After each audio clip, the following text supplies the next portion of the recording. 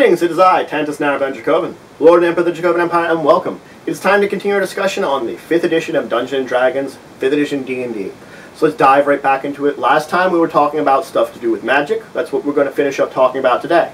So let's talk about what you can target. You can target creatures, objects, or areas. A spell will tell you what kind of target a spell will have. It will tell you which of those is appropriate. Now the thing is, if I'm targeting a creature, unless the spell has some kind of perceivable effect, or the spell says so, whatever my target is might not perceive that it's being affected by the spell. So like certain things, like if I'm telling the thoughts of an opponent, it might not know that I'm getting the spell targeting it. It might not have any hint that a spell is being cast on it whatsoever. This spell description will tell me basically what's going to be happening, so I know kind of what it could possibly perceive, and if it would know it's being affected by this spell. Now you have to have line of sight to an opponent, to a creature or a location if I'm going to target it. If there's like total cover in the way or some kind of obstruction, I'm not going to be able to target that spot. It's the same sort of thing with an area effect. I can't shoot an area effect behind like a wall. I can target the wall, but if I'm trying to target beyond the wall, it's going to hit the wall and explode on the wall, because that's as far as I can sort of see. Now, you can always target a spell on yourself if it just says creatures, unless it specifies that it has to be a hostile creature, or otherwise it might say you can't target self. And the other thing is, you can hit yourself with an area effect if you're including yourself within the area. So there are always ways to target yourself with a spell, if you need to. Now let's talk about area spells. There are 5 types of area spells. There's cones, cubes, lines, spheres, and cylinders. They each have a point of origin, a point within sort of their existence where the spell originates from. That means the spell extends out in that direction. When you know what shape of spell you're using, it's good to know where the point of origin is, because then you know sort of where a spell will go on the board and how it will be shaped within the world. Now, from that point of origin, you draw straight lines out from that to the edges of the area. If anything should hit an obstruction, if anything hits an obstruction, then it actually blocks that spell. That spell doesn't fill that area. Meaning I can draw lines and figure out that like if there's a low wall and I'm fireballing like below the top of the low wall, then it's not like on the other side of that low wall, if someone's ducking down, they're safe from it because the wall functions as entire blocking and that person has total cover. They're completely blocked. Area effects shape around the objects that they cannot destroy around them. Now the spell calls for a saving throw. The saving throw is going to be 8 plus your spell casting ability modifier plus your proficiency bonus plus any miscellaneous modifiers that might apply to that spell or any spell of that type you're casting. Once the target makes the saving throw, your spell will tell you what you get for success and what you get for failure. It will detail if there's a difference between either of them. Maybe when you succeed, you take no damage, or you're not affected whatsoever. Maybe there's a partial effect. Maybe failure even has a partial effect. It will tell you what the difference is, what it means for each of those. Now sometimes a spell may call for an attack roll. An attack roll is going to be, once again, your spellcasting ability modifier plus your proficiency bonus. And it can be melee or ranged. The spell will say that. You just have to remember, if it's a ranged one, if I'm within 5 feet of an opponent, then I have disadvantage. It's the same as normal ranged attacks, that if that opponent can see me, they're not incapacitated, they cause me to have disadvantage against ranged attacks. It works exactly the same way as normal ranged combat would. Now, spell effects can sort of stack with each other. They can do that.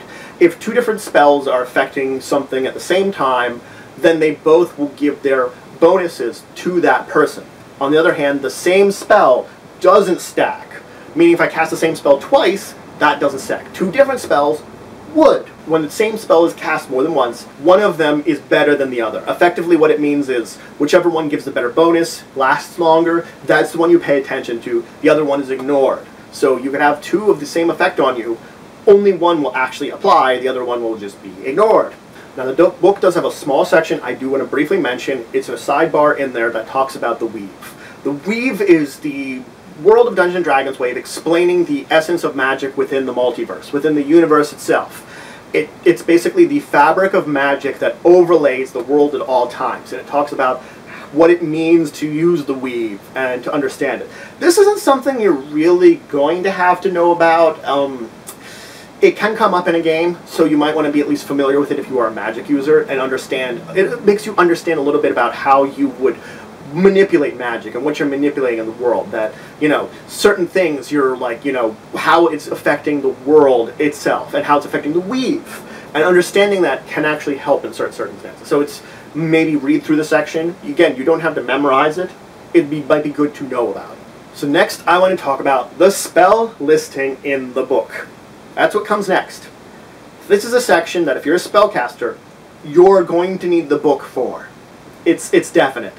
So the first thing they do is they break down by class and by spell level the spells you have access to. So it will tell you, let's say I'm a bard and I want to look at what cantrips I have. It will have a listing of spells under there that count as cantrips for my bard. On the other hand, if you're a wizard and you want to look at 8th level spells, you can go to wizard.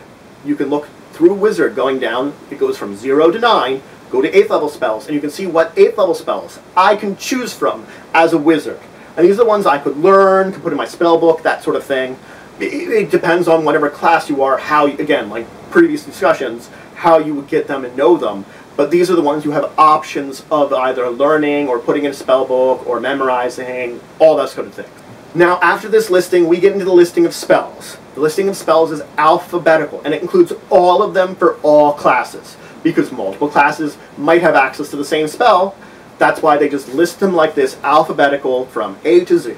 Now, each spell, it will tell you their level, the school of magic they're in, it'll give the brief description of all the details of like targets, area, that sort of thing, and then it gives a description of the spell and how it works. This can include everything from, you know, using higher level spell slots, alternate rules, things you might choose for it, all these sort of details. The spell descriptions are very good. They give you everything briefly known. It won't list any of the classes that have access to the spell. You have to look on your spell list to see. Let's say this is a 7th level spell. Now let's say I'm a class that gets 7th level spell. I'm either a wizard or a sorcerer or a cleric. I would have to look under my list, under let's say 7th level cleric, to see I would get the 7th level spell. It might not be there. Then I'm not getting the spell. But it's just a good reference between the two of them. You're going to use these two charts to sort of figure out what spells you want. So you look at a spell, then you can go look it up alphabetically, read about it, learn if you want it, and then go back. And you could sort of go down the list and figure out which ones are useful for your character that way. Choosing spells is a very difficult thing in that manner, that you have to sort of reference all the spells in your list to figure out which ones you want. But the more spellcasters you play, the more familiar we get with some of the certain spells. So you can learn certain spells that you maybe want to look to first, and you know you want them first, and then worry about, you know, oh, I need an extra one. What's good? What do I want? You can also ask advice of your DM, and they might say, like, you know what? Choose this spell. It might be good for you in this game. DMs can be nice like that and can help you out. It's always good to ask them. They can give you good advice. Or they can say, like, you know, look, I don't want to give you too unfair advantage, you know, just let you choose for yourself. You always ask another player, too. You know, asking advice of someone about a spell or something, it's always not a bad thing to do, especially because there's so many to choose from. So that's it for today. I finished up talking about the basics of magic and talked about looking through the spells and choosing spells in the book. Next time I'm going to go over the final parts of this book. I'm going to talk about the appendices in this book, which have some interesting and useful information that you are going to want to know about. So, if you have any questions, comments, anything you want to say, anything I think I'll look out, please leave in the comments below. Please like this video, shows your support for the channel, for the Empire, and for the work I do. Please subscribe. We're always looking for more members, more citizens of the Empire. And please share this video. If you know anybody who would learn anything from it, or would just enjoy watching it, please share it with them. And until the next time, I bid you farewell.